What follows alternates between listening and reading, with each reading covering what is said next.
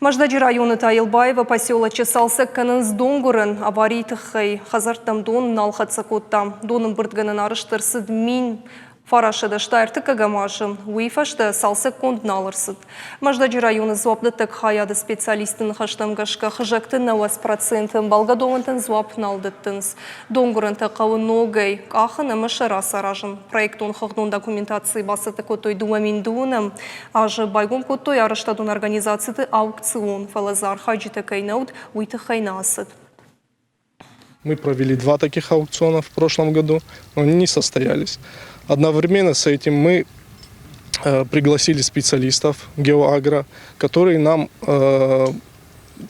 рассчитали виды работ, которые нам необходимо выполнить для нормальной подачи воды в поселок. Вот.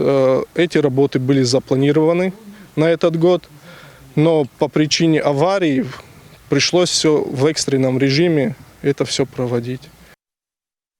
Донын бұртгананы иждуа скважины шай метр арфын юзы уалам хашын. Күшітәнір сәузыштыртак апхамагашкан ридаган уалыны шықдак коттой хаталды. Кахын сейшада метронг. Специалистын хаштым гашкаса шарфтар шкахой донгуран уяж доны хашқатинадузан хыждар. Дартар пламы гашка евдар сәузышты дон заун хаталтамазы шифтон канзышты дон тиран. Августы коронта хазартым райдайзын калын шықдак дон.